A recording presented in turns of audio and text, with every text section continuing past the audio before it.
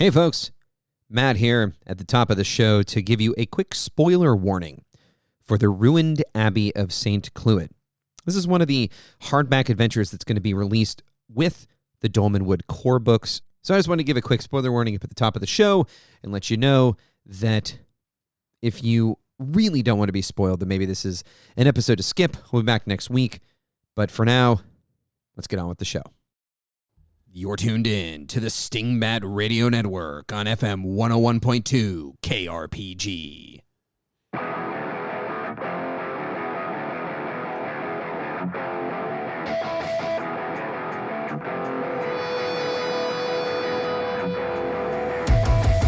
Welcome to Dungeon Master Diaries, a podcast about Shadowdark and other role-playing games where two GMs talk about their recent experiences at the table and hopefully give you something useful that you can take to yours. On the show today, we discussed a priest's demise.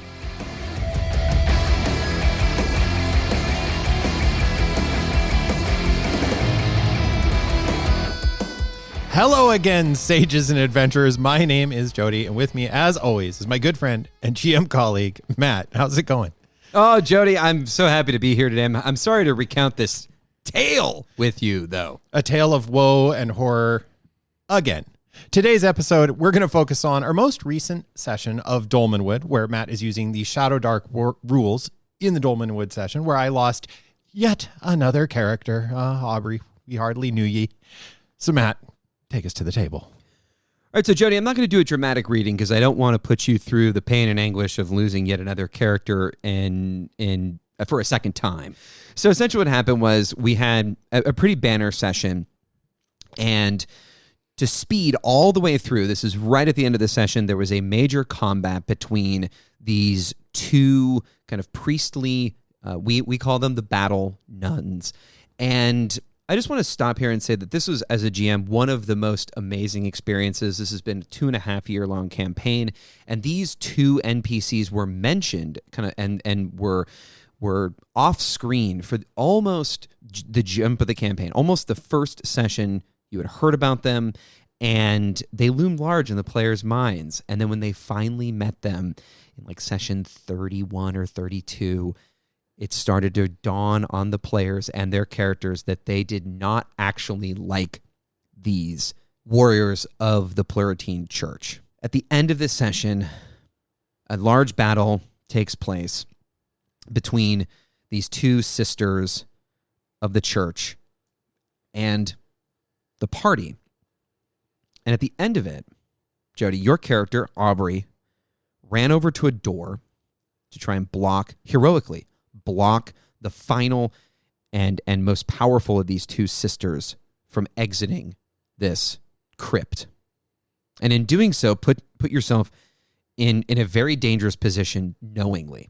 Now, what you didn't know was that it was not the sister that would fell you and bring you to 0 hit points, but instead, it was one of your own players who did not see or did not recognize or did not realize that you had moved into that position and let loose a lightning bolt that crippled the sister, but more importantly for the purposes of this, brought you to 0 hit points. The sister was still alive, and she took her turn to put her blade on your throat, such that even if she was killed, she would fall and kill your character. And this was me being a very mean and nasty and devious and horrible GM. And we can talk about that when we come back.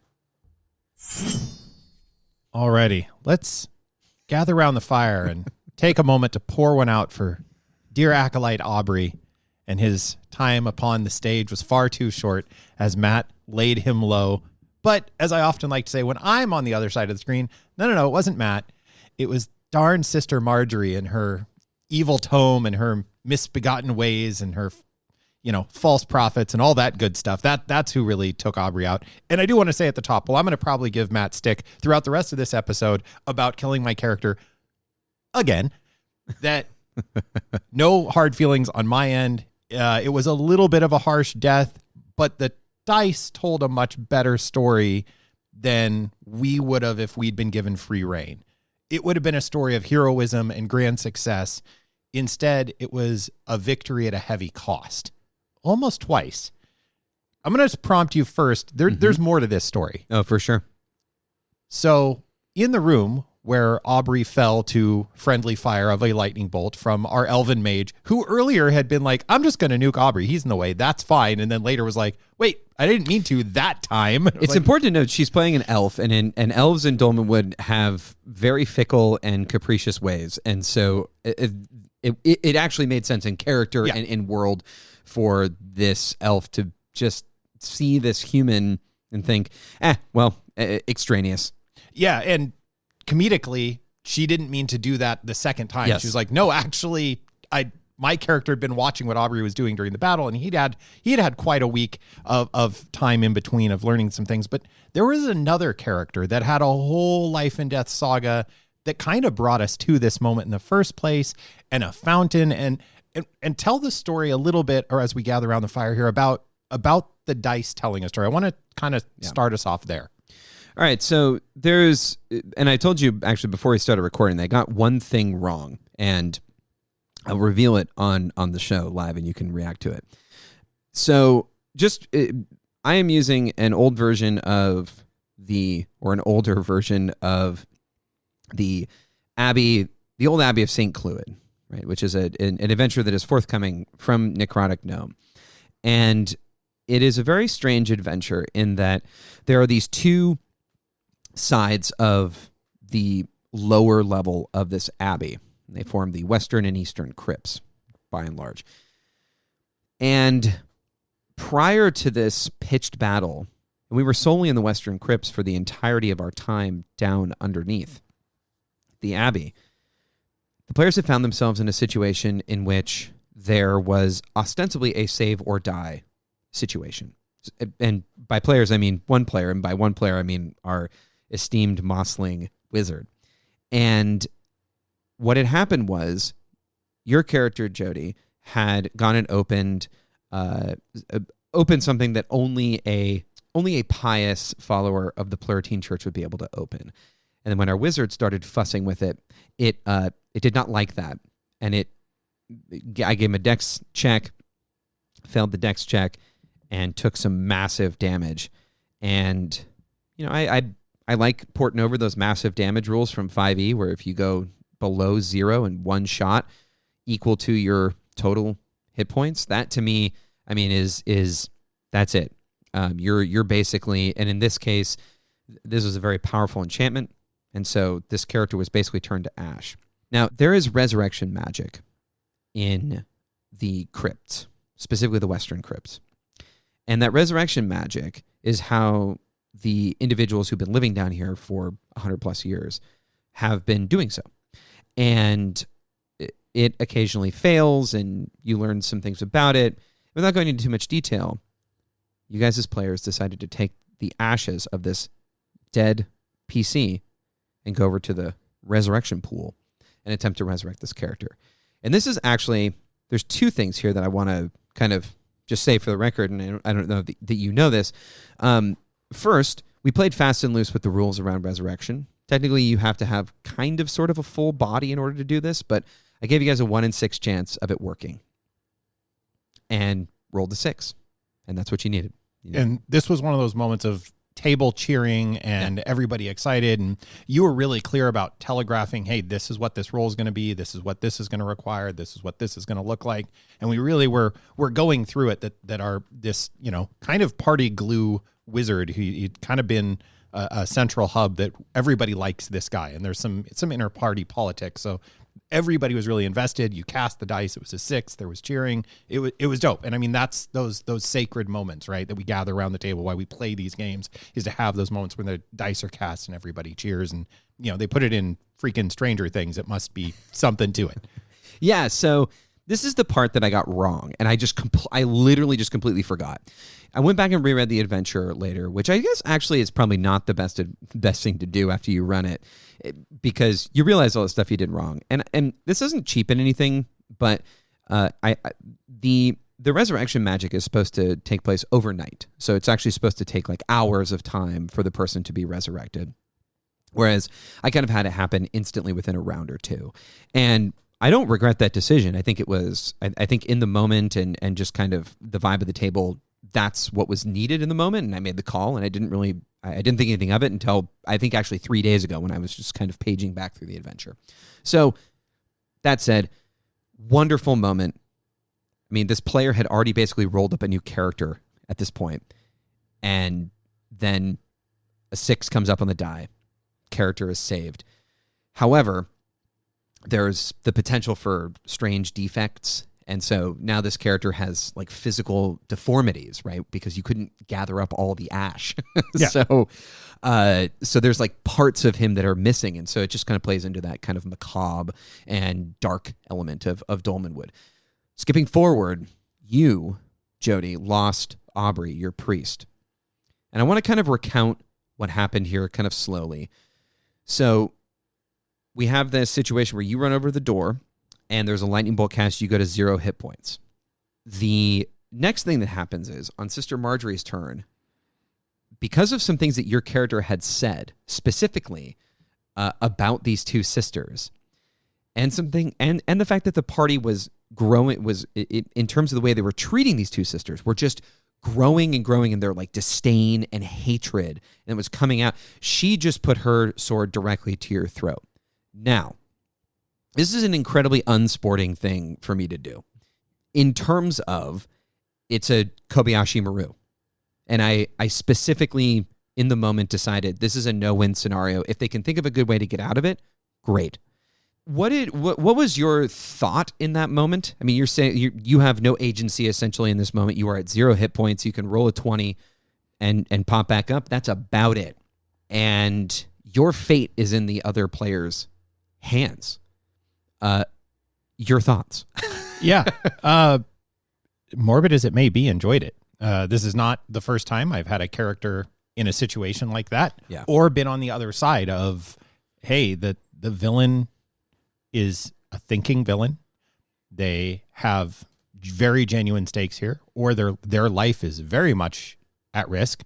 Our high-level wizard who blasted me with the lightning bolt, and, Sister Marjorie, the villain in the moment, is no joke and is not somebody to be trifled with. But the joy of Fireball and Lightning Bolt and any area of effect spell is it's an area of effect, and you can catch things you don't mean to in it. And I tend to be, when I'm jamming, I tend to be pretty litigious about those sorts of things of, okay, if you put areas out, then there's areas out, and you can't, precision striking fireballs isn't a thing. It's not what they do.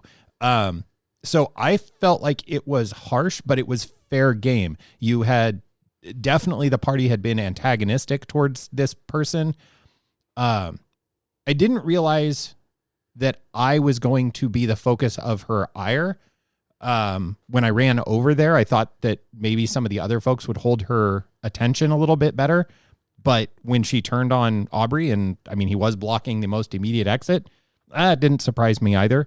So at that point, didn't feel like you were being unsporting with me in any way. And like I said, also, frankly, had the out of genuinely thought the Elven Wizard had done it as a, like, it's worth the risk. Yeah. Which when I later found out it was just an honest player mistake, that somehow 2 of the players had just completely missed that my turn. They were mentally somewhere else. That actually bothered me a little bit more, not like in a genuine, like, oh, I'm mad at them for not getting me killed. Like, not at all, but was like, oh, that's kind of disappointing, you guys. Like, you maybe give a, be tuned in. People are dying. I mean, you and I had a whole conversation about your turn. Yeah. As well. There was a dialogue, and it was very weird. We play with miniatures. Yeah. So we represent basically, all of the things we can are represented on the table. Comedically, it was the miniature that I think it was their first and foremost players, like, not tuned into what's going on and were looking at their sheets for answers because it was a high stakes, tense moment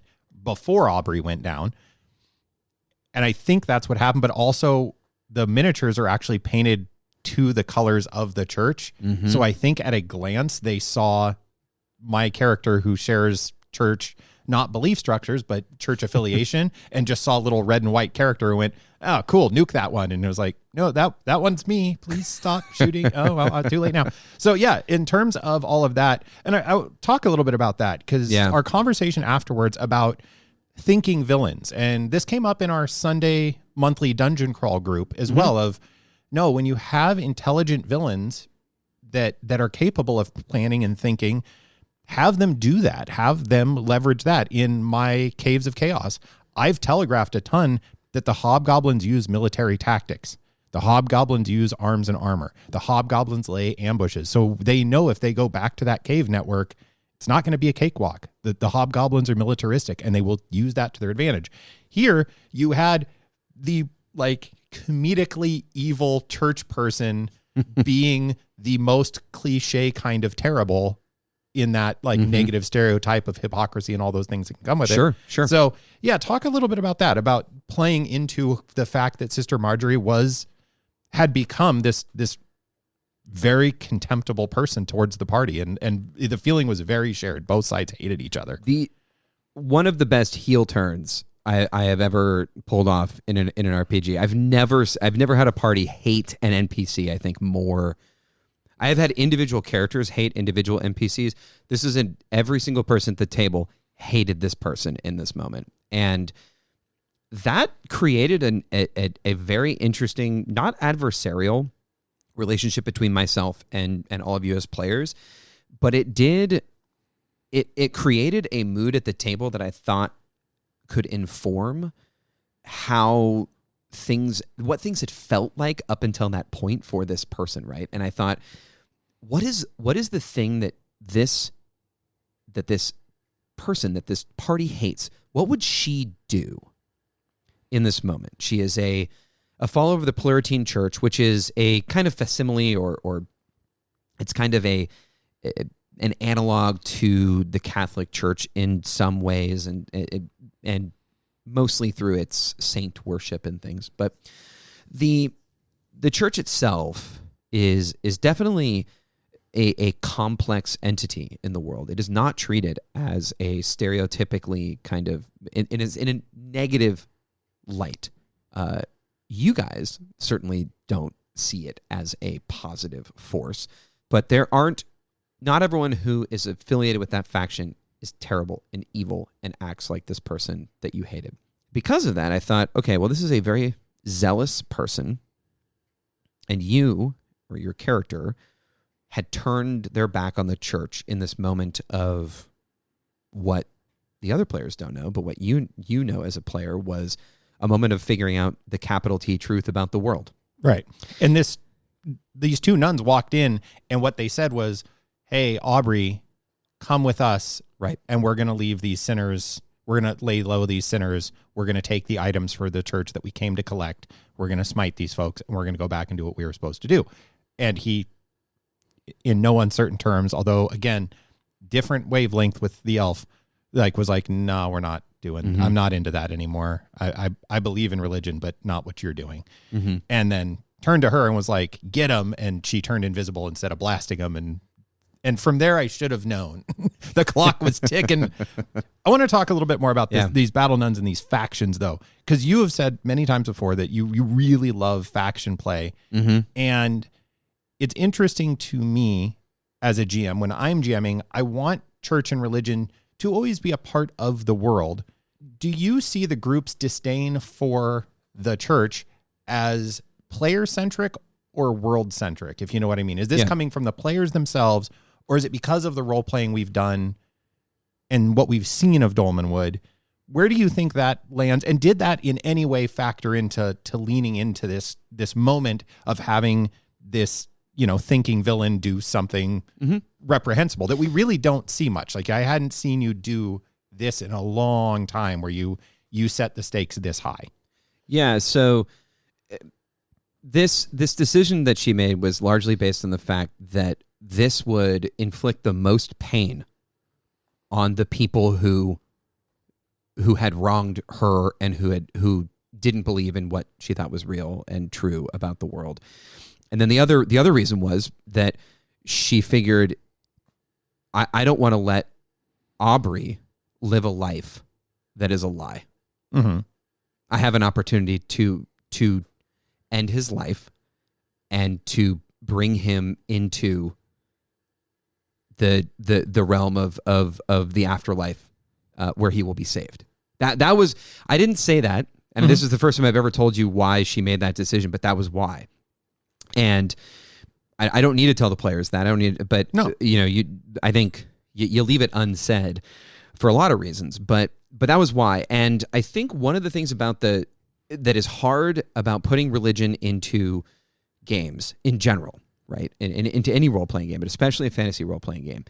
And then it is even made even harder when you have this analog that looks very similar to a real church, with many of the same mannerisms and even down to, so Gavin Norman, who wrote Dolmenwood, actually up until very, very close to when the game was kickstarted, this was just the church in Dolmenwood was just called the Church of the One True God for a long time, and only at the very end did he call it the Pluralitine Church to give it a proper noun name, which oddly enough for Dolmenwood is a pretty easy name to remember. But what really stuck with me about the Church of the One True God is how easily of an analog any player would have to kind of real world monotheistic religions. I don't want to get into like a epistemological discussion or a philosophical or ontological discussion about all this stuff. I like that stuff in my games. I know not every player does, and I don't want to lean into it all the time. But for me, in Dolmenwood, what I like to do with the church is think about, what if you didn't have to take it on faith, right? What if faith wasn't the primary mode through which you understood and kind of had the revelation of a religious awakening or your kind of religious faith, right? That's a whole, again, I don't want to get into like epistemological stuff and I don't want to get into like religious studies and stuff. Right, but that's always been my argument, is that in fantasy games, the question of faith isn't. People go, hey, God, and then God does stuff. Right. Or depending on your flavor of fantasy, you see them. They're like, well, show me proof. And then the God shows up and goes, squish, I smited some people. Clear? Yep, got it. Gods, right. So that's why I always go back to it, is just that piece of, what does it look like in a world where religion is no longer about faith? And it's a fun alien thought. It's a super fascinating question. And what I like about the Pluralitine Church is that it cleaves closest to the kind of religion in games that I like, where the God of this monotheistic religion doesn't show up. So instead of it being faith in the way that we might understand it in the real world, right? And in terms of religious faith in our daily lives, what we see in Dolmenwood is very much a step removed, where there is empirical evidence of divine magic, right? Right. Like there are people walking around being able to go, stay right there and casting hold person. Right. Like that to me is a more fascinating place to live than the kind of wildly crazy pantheons that exist in things like the Forgotten Realms, which like I don't think are bad. They're just not my flavor of pantheons. It's worth saying that a religion that's based as an analog to a real world religion, in this case, Catholicism, especially historic kind of European Catholicism. Sure. It's just an easy analog. I've been reading through Dungeons Deep, a book by Robert Palmenden about what are role-playing games. It's interesting because it was written in the early 80s. Mm-hmm. I can't say as I recommend the book unless you enjoy history of games a tremendous amount.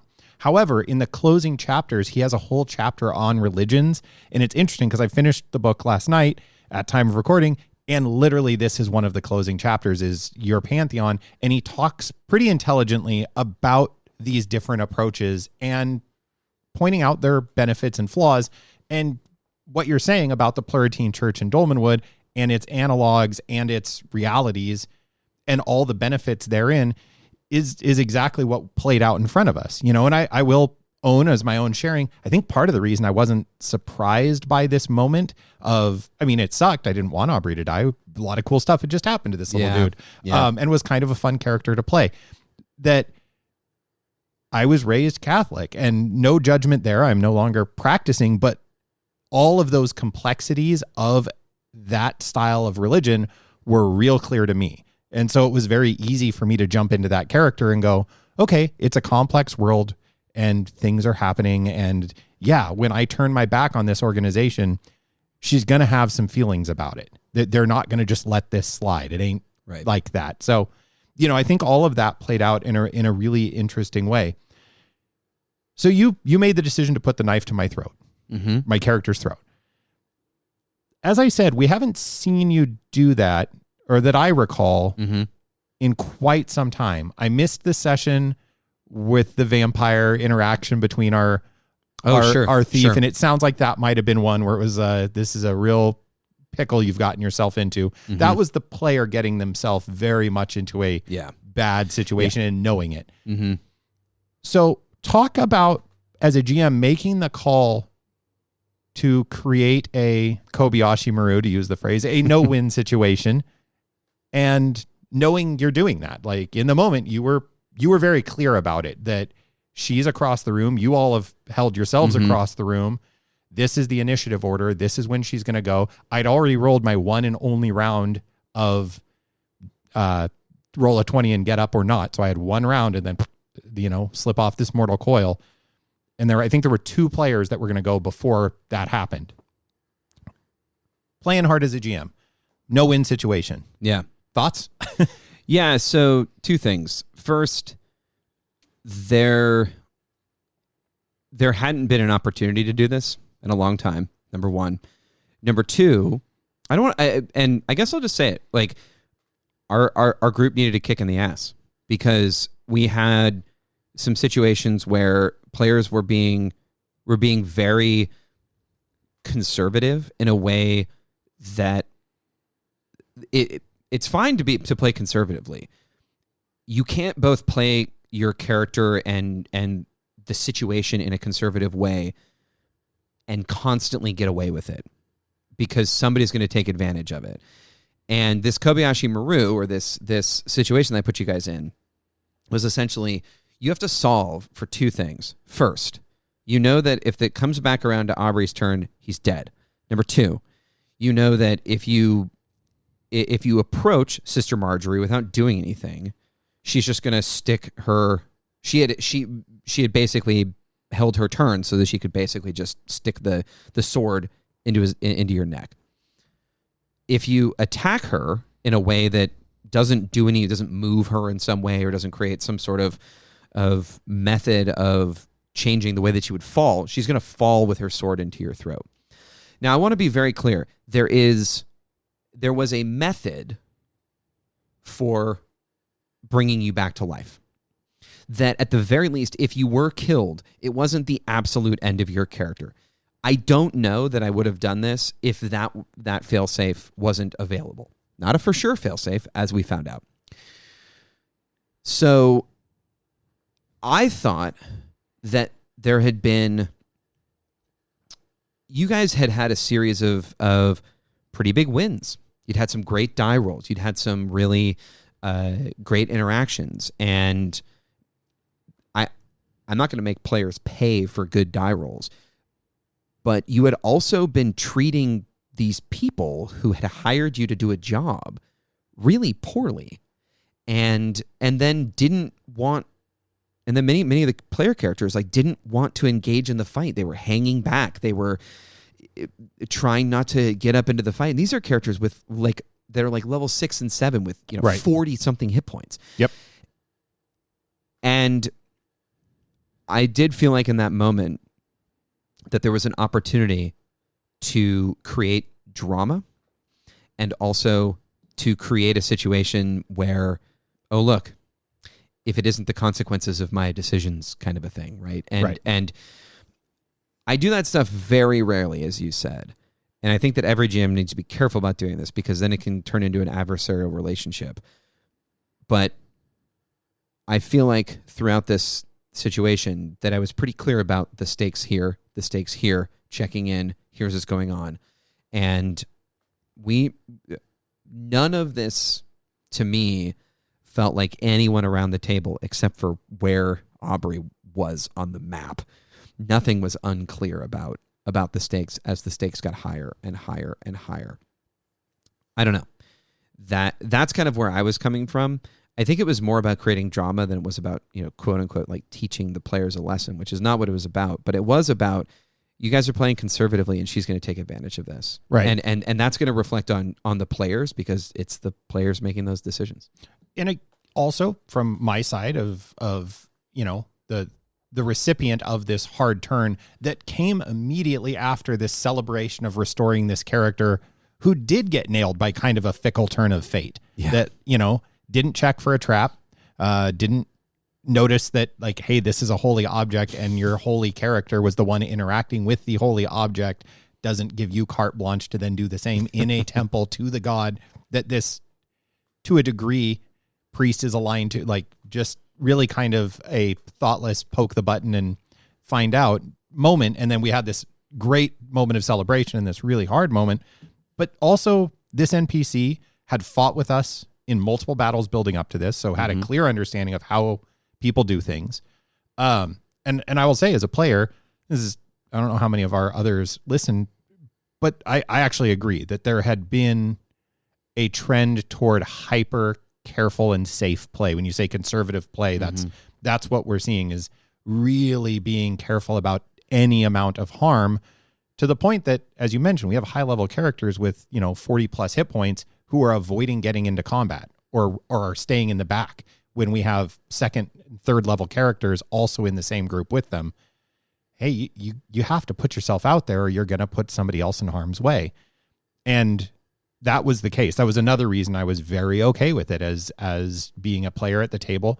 If I weren't a GM, I could see a situation where somebody would feel that was unfair. Yeah, no, totally. And would feel that it was a gotcha or any of those things. And I can say in the past, when I've played with other GMs in my years of playing, I know I had one GM in particular that would do this stuff all the time. And it has a terrible counter effect where if every villain is always playing to the maximum and every one of them is super smart and they always step on everybody's throat and it isn't murder hoboism isn't the result. When there's no consequences for actions, that's one of the reasons you end up with murder hoboism in your game, is people just go, oh, I can just kill the shopkeeper and take what I want because they're not giving me a good deal. Great. There's no consequences. Right. So there has to be consequences for decisions. Totally agree with that. This felt like a reasonable consequence for decisions I had made. Steep, yes. But also, when I looked at it, I was like, okay, we have a healing this, we have a that. If she comes over and just hits me, it'll hurt. I'll probably go down, but I think I'll be okay. Wasn't accounting for getting blasted with a lightning bolt. That was not in my equation. Frankly, neither was I. And neither was the player who did it. So, that these things happen, I suppose. But, I think there was an amount of telegraphing danger, which is something we talk about a lot, that felt really valid in this case and didn't feel like Matt is being punitive. It is Sister Marjorie sucks and is mean and terrible and all of the things we as a play group would say about this NPC, who up until that point had largely been on our side. But even that, you gave us some behind the scenes little glimpses about things that were going on and kind of where she was at. And they had been increasingly holding back and letting the party fight. And there was the combat before. I think, one of the combats, or the last time that you guys fought something other than them, was they just stayed in the other room. Yeah. And twice, watched. in fact. So when they came out and said, hey, we're all done now, give us the thing and we're out. That it wasn't surprising. Now, with all that said, have to go to the end now, huh? Yeah. And I'll do this bit for you. Okay. So they hatched their plan. Mm-hmm. It's a good plan. It was a reasonably good plan, and you gave it a sporting chance that the elf mage was going to try and get across the room to polymorph the priest, Sister Marjorie, before she could do anything. You gave us a roll off, which you didn't have to do. Like, well, I gave you a reaction roll, and per the way that I've written up the ancestries in Dolmenwood, elves get an additional bonus to reaction rolls when engaging with mortals. yeah, Fey charm. And so this character had a pretty decent charisma, and I think needed to roll a 7 in order for it to work. Like an average roll. Right, just pause a beat. That you can cover the gap to get this person to pause. It was I think that's what was so tough about the end of this story was how unreasonably cruel the dice were. Because what happened? Right. So you set this up using the Shadow Dark reaction rule 2d6 table, which I've been using a ton now in my more narrative games. I use it constantly. If that is something you're sleeping on in the Shadow Dark rules, I'm going to just jump in here, a little segue and build the drama a bit more. Check it out. The 2d6 charisma table is a powerful, powerful tool in your pocket as a GM. So our elven mage begins sweet talking her, making her way across the room. Hey, let's just talk this through. You can take the stuff. Just let this guy live. You cast the dice because you're very kind. You don't make us roll reaction rolls. You always roll them. Pair of ones comes up. A very bold on our mono makes dice snake eyes that are easily seen from anywhere in the room. Oh my God. Snake eyes is the drop. Hostile reaction. She kind of smiles and nods. Sister Marjorie does, if I remember correctly, and goes, I see what you're doing. Okay. And then shank. Yeah. And the blade goes in. At which point the elf springs to action and polymorphs, and our ranger wants to jump in and run over and administer a healing salve. Great plan. Turns out I don't have any healing salve in my pocket. Okay, but there's a fountain over here that's specifically for restoring our fellow, priests and followers of the faith. We'll take them over. We just watched it work on this guy who doesn't believe at all. I mean, we needed a 6, but we rolled a 6. We'll just dunk. And this time we got a body, Yeah, and there is a 5 in 6 chance that it works. Yeah. So 2 or better. So not only do you just 2 or better, I just rolled 2 1s. Yeah. The only thing that needs to happen is I don't roll another 1. Yeah. Because if I roll another 1, permanently dead. Yeah.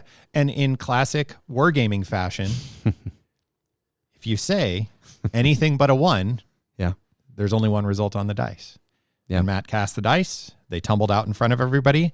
I was rolling up new characters at this point. Yeah. And predictably, there was an audible gasp. Yeah, it was fantastic. It sucked, but I also at that point no, it's time. This I don't know why I just had that this isn't going to work. The sweet turn of luck earlier in the session of this player who got nailed with a gotcha not gotcha from you, Matt, but a gotcha by a trap that was a reasonable trap that he even knew the thing was magic, right? We pulled the magic items out. It's still magic. Yeah. Okay. I jab it with a dagger. Well, it doesn't like that, so that again, reasonable gotcha trap got him.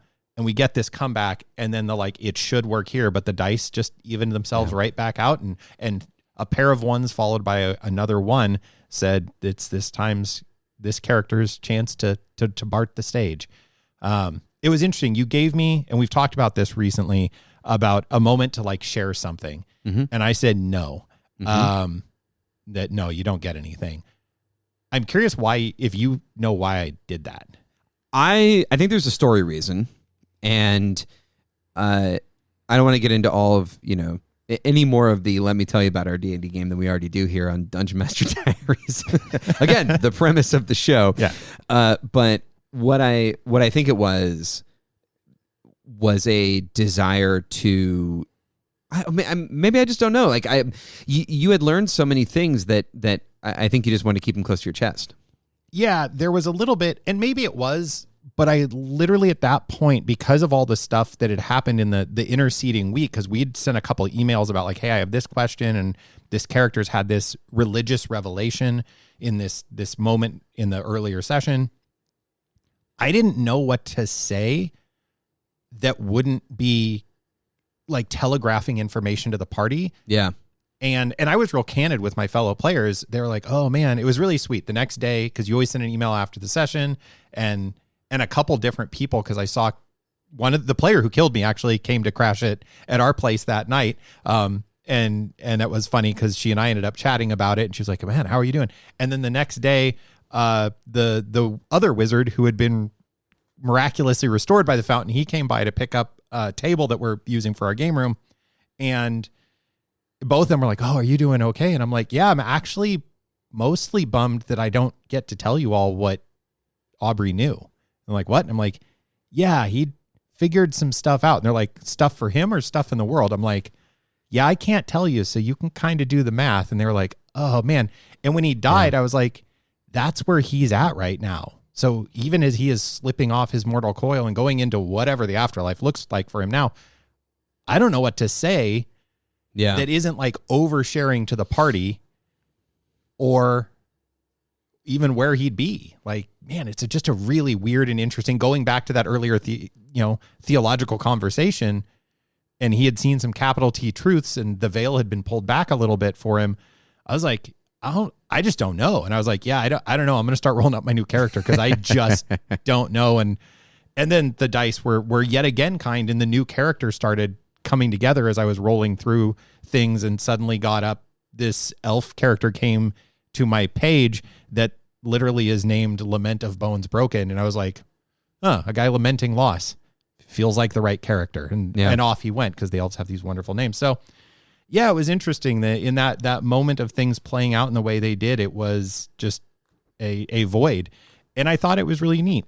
Now, the last thing I want to talk about before we jump to our sponsors and wrap up is I wasn't sure if you were going to end the session there.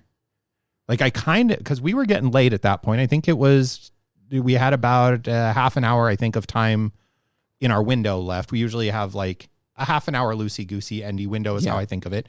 And we were at the kind of outside. It would have been a shorter session, but the outside edge of that. And people were shook by this.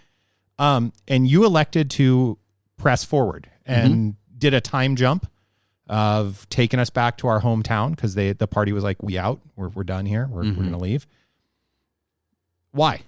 I mean, the party was reeling. Like the party and the players were at a loss as to what to do here. There was a sense of real confusion. 2 reasons. Number one, there is, in this instance, there was a nice juxtaposition between that I thought would be interesting for players to feel of you. This is how you would feel during your downtime. Like I'm gonna force you to do your downtime, and it's not gonna be fun. And I wanted that cloud to stay over the table, and I try and treat those moments with a level of reverence. I mean, we talked about this in the past, that giving Death in Shadowdark some time to breathe is not anathema to the system. Or I just really get frustrated when people don't. They kind of laugh off the lethality of Shadowdark and laugh off characters dying. It's fine if that's the kind of way you want to play. In a long-term narrative game, we've been playing for 2.5 years, and this character dies. You're right. Like, people were reeling. People were affected by it. And I just felt like if I cut it there, which I have done in the past, you had no real other roads that the party hadn't decided what to do next. Mm-hmm. And this isn't the end of that adventure. There's more to that dungeon that you might... Big time. So the other time that I cut right after a major moment like this was the end of the adventure. You had fundamentally done the adventure. Yeah. This time I felt like you don't get that. You don't get the finality of this moment, because the characters and the players know that it's not over. And if you want to go back there, great, you can go back there. I mean, I don't think the party is going to anytime soon. Maybe they will. I don't know. That was my reason for it. It was a narrative reason, and it was a mood reason. It was a tone reason of, this is a moment where you're going to feel what your characters feel, which is, this isn't over. and you have to sit with that for a little bit longer. So that's why. Oh, fantastic. I think that's a very concise and reasonable answer. Yeah, both of us are growing in dubiousness around the tally card for GMs of if you're, I've killed this many, and that's something that you're flexing on. Shadow Dark, especially at low levels, is a lethal system. Sure. 100%. It's easy for characters to die and be lost in those early levels. But as you said, even though Aubrey was relatively new, he was a very low-level character. He was the lowest level character in the party because my last character had self-selected out. I said, no, thank you. And I do want to point out here, in part because of the conservative play of the party, that they kept having him run into the front. I'm like, I'm a bard, y'all. Like, why are you going like, hey, Tom, go get in the front lines, bard? And I'm like, yeah, we have a fighter and a ranger. No, I'm done. Later. That's not my job. New guy will not be doing that. New guy will make that very clear. You and your 5 hit points. My 5 hit points on my level 3 character will make it very clear. Not interested. Yeah, we have a level floor for those of you wondering, where the lowest level character that you will come in with is a level 3 from here on out, because we've been playing for so long and the challenges are enough that slowly over time I've crept up the floor of new characters, which for I think is all the good of my 5 hit points that it's doing me. Absolutely, I really feeling that benefit. The dice giveth and the dice taketh away, as we've seen in this session. But yeah, that at the end of the day, the dice tell a story, and this time they told a story of heroic triumph and depressing woe. But it felt apt. I really enjoyed that you kept the session going, and even at the end, because characters roll up pretty quick, I got to introduce my new guy to some laughs and some levity. So I think that was also a nice transition. And man, am I excited to see where we head next. Let's take a beat here. Let's hear from a sponsor, and we'll bring this topic to the light. Dungeon Master Diaries is brought to you by Critical Coverage, the only insurance designed specifically for crawlers. Look, let's be honest. When torches only last an hour, it's not if something's going to go wrong, it's when. Have you ever found yourself scrambling to stabilize your fighter after a surprise pit trap? Or worse, realizing you're in a life or death situation and completely out of luck? That's where Critical Coverage comes in. They offer comprehensive plans that protect against the classic dangers of the Shadow Dark. Collapsing ceilings, poisonous bites, cursed treasure, and of course, good old-fashioned zombies. And here's the best part. Critical Coverage doesn't ask how you got into trouble in the first place. Failed to light a torch in the darkness? Covered. Drank a potion labeled probably fine? Covered. Caused a massive spell mishap that targeted your entire party? Covered. And if you sign up for their Crawler Advantage plan, you even get partial reimbursement for gear that gets destroyed by rust monsters or oozes. Don't wait until your next natural one to think about coverage. Get Critical Coverage today and use the code DMD to get a free quote and your first month free. Because in the Shadow Dark, the light always goes out, but your coverage doesn't have to. Fantastic. All right, let's bring this topic to the light. Matt, start us off. What's a takeaway from this discussion? What's something you're going to carry forward other than the memory of my fallen, slain character, you monster? Well, Jody, the first thing is to slow time down when death is on the line. What about Sicilians? Should we slow it down for them? No. What do you mean? When I can't believe I wrote it like that. What I mean is that as GMs, we have the ability to allow time to pass, both in real time and in game time, in whatever way we would like. We can do big time jumps. We can move time forward in chunks of minutes or seconds. And I think that when death is on the line, slowing down the way that you're explaining things and making sure that everyone at the table is very clear about the stakes. And then also, in combat, it's a little difficult to do this, but making sure that you cleave as closely as possible to the absolute shortest amount of time between when things happen. So slow, you want it to kind of be like that bullet time thing, right? Like where players have a lot of time to think and react in the moment. And, maybe that was why some of the folks at the table didn't know that you had moved your character to this new position, and maybe I just didn't slow things down enough and allow everyone to really take in the situation. So that's my first one, is when things get tense, slow down. Yeah, that bullet time's a great analogy. One of the, as an immediate tool, this isn't my takeaway, but the recap of, okay, so on your turn, and then just narrate what they just told you they did, just put a little flourish on it before you go to the next person. However, when I ran across the room, death wasn't on the line till I got over there, so you were still good there. My takeaway is this. My first takeaway is let the dice tell their story. Let there be highs and lows. If you play behind a screen, if you are somebody who adjusts dice rolls for dramatic effect, Matt and I both roll out in the open, and we love that, but we also aren't so jaded to say that that's the only way to do it. But the dice will average themselves out eventually. Again, like I said at the top of the show, if the players had been left to tell their story, we would have beat the snot out of those nuns and probably been a little flippant about it, knowing this group in particular. That's not what happened. Yes, the nuns died, but at a terrible, terrible cost. We defeated a villain, but it was just a minor villain, and it came at a terrible cost, and the dice allowed all of that to happen. The capriciousness of it, the harshness of it, the joy of it, all came in part because of Matt setting up an excellent stage, and then the dice got to fill in the gap, and we all got to discover and cheer and lament those moments together. So let the dice do their thing. Don't avoid dice just because avoid dice.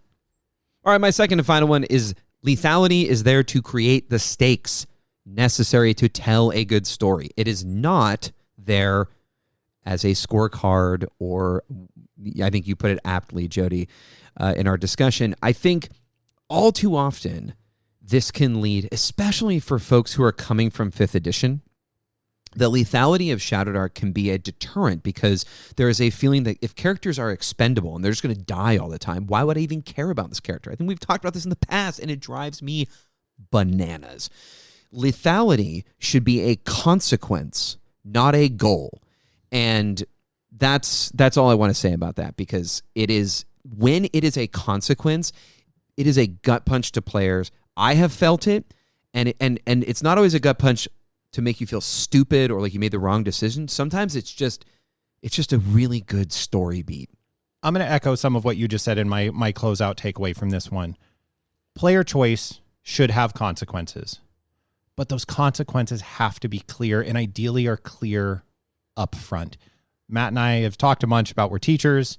When a kid's being a knucklehead in class, they're not surprised if I come down on them. They know exactly how I'm going to react, and they know what's going to happen. They know what degree of reaction they're going to get out of me. My kid, it was the same. Your players, it can be the same. That their choices will have consequences. If we're casting those dice, if we're putting ourselves in harm's way, as the GM, we have a responsibility to do our best to let players know that, hey, you are making choices, and therefore the following is going to happen. And that's the joy of the game. It's that give and take that keeps us coming back for more. All right, friends, as the torchlight grows dim and we finish our last sips in memory of Aubrey, we hope you were able to find something useful in our discussion that you can take into a future game. If you have any questions or unique experience from your table that you'd like us to use in a future episode, get at us online. Look for links to any materials we referenced in this episode in that thread or on the show notes, whatever. If you'd like to reach out to us directly, you can find us in places. That's good enough for me. Until next time, I'm grieving. Later, nerds. Oh, my God. Oh, it's the worst one ever. Dungeon Master Diaries is a production of the Stingbat Radio Network. It is produced by Jody Kropholler, nominally, and edited by Matt Bruner, aggressively. Yeah, it is. Our intro and outro music is composed by Christian Schuster, and Dungeon Master Diaries is an independent production. It is not affiliated with the Arcane Library, LLC. Shadow Dark RPG is a product of the Arcane Library. Copyright 2023.